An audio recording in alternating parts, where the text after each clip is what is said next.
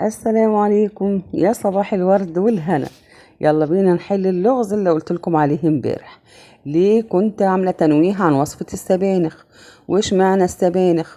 ودلوقتي هعرض لكم الفيديو كامل ان شاء الله بالتفصيل. وصفه السبانخ الجميله من اكلات الزمن الجميل. السبانخ بالذات اتطبخت المرة دي عشان ايه؟ عشان دي الحلقة اللي سجلتها على الراديو، اول حلقة ليا على راديو بكوس اسكندرية، وصفة السبانخ. دلوقتي هنعرض الوصفة كاملة ونشوف السبانخ بتتعمل ازاي.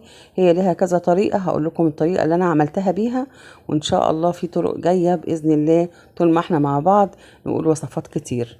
ادي السبانخ بتاعتنا اللي انا نزلتها امبارح. نبدأ بقى نشوف المكونات بتاعتها ايه، بنطبخها، بنجيب لها ايه عشان نعملها. وهي سهلة وجميلة وبسيطة ولذيذة جدا.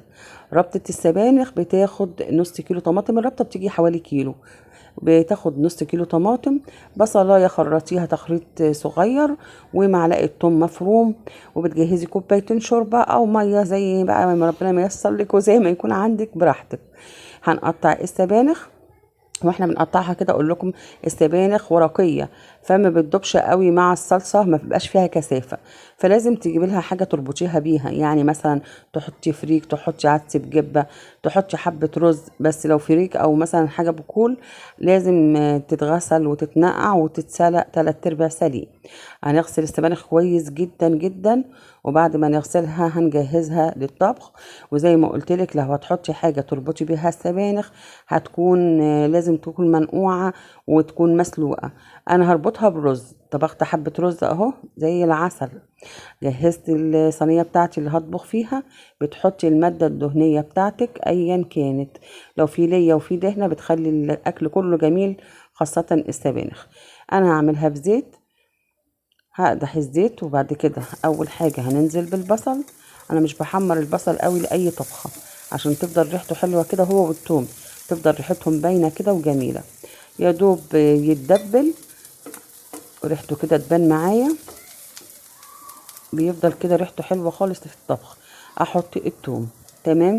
ممكن تحطي توم مع البصل وتستكفي بكده، وممكن في اخر الوصفة تروحي عاملة طشة زي طشة الملوخية، تبقى جميلة برضو. بس انا حبيت ان اقلل الزيوت شوية، عشان يعني عندي بنتي تعبانة، معدتها تعبانة والقولون، فقلت مش هزود الزيوت المرة دي.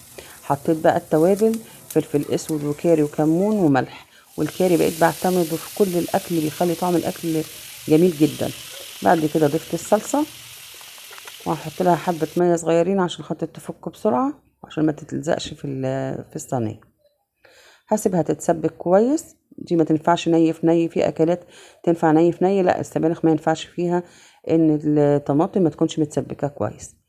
بعد ما اتسبكت ضفت السبانخ، وبتسيبيها ما تحطيش لا ميه ولا شوربه دلوقتي لما هي تنزل ميتها كلها، لان هي بتنزل ميه كتير. بعد ما تنزل ميتها نشوف بقى هتعوز قد ايه. اجهز بقى البدنجان، غسلته وفتحته، واروح بقى اقليه على ما السبانخ كده تنزل ميتها كلها، وارجع لها تاني. اجهز حبة دقة صغيرين كده عشان خاطر البدنجان. حطيت فلفل اخضر على الفلفل الاحمر، على كمون وليمون ونقطتين خل، واخلطهم في الخلاط. يبقى كده الثوم والفلفل وكمون وليمون، وتخلطيهم او تدقيهم زي ما انت ما عايزه. فاهم حاجه؟ الخل والليمون بيظبطوا الدقه جدا. نرجع بقى للسبانخ بتاعتنا، وصفه جميله من الوصفات المحبوبه قوي قوي. تمام كده خلاص استوت، وزودت لها ميتها، خدت اللي هي عايزاه من الميه. دول بقى حبة رز كان عندي بيتين، خسارة بدل ما يترموا. دي برضو من تدوير الرز والحاجات اللي يعني ما ترميهاش، ما ترميش اي حاجة من نعم ربنا. كان عندي كوباية رز من امبارح، كوباية رز بشعرية، رحت حطها. بس لو هتحطي رز مطبوخ يبقى خلاص بعد هي ما تستوي تماما اهو تقلبيها دقيقتين وتطفي بقى خلاص، لان هو كل حاجة مستوية. انما لو هتحطي برغل او فريك او عدس بجبة، بتحطيهم بقى من الاول خالص مع الصلصة والسبانخ. ادي وصفة السبانخ بتاعتنا. ولو وعايزة تعمليها بلحمة، هتكوني سلقة اللحمة سلق كامل ومجهزة الشوربة بتاعتك، وهتعملي نفس الخطوات اللي عملناها. بس بعد ما تحمري البصل والثوم، هتحطي اللحمة بتاعتك وتحطي فوقيها الصلصة. هتحطي بكول مثلا برغل او اي حاجة، هتحطيهم ورا اللحمة على طول. في مرة تانية ان شاء الله لو عاملينها بلحمة او هنحط اي اضافات غير الرز هبقى اعملها معاكم برضو. طبعا حبة بدنجان زي العسل، واكلة لطيفة وجميلة ومغذية وطعمها حلو جدا جدا، ما شاء الله حلوة قوي بجد يعني. كده شفنا الوصفة كاملة وعرفنا اللغز بقى كنا امبارح ليه منزلين جزء من الوصفة بتاعت السبانخ، عشان مسجلاها لحلقة الراديو. لما تنزل في الراديو ان شاء الله هعرضها لكم.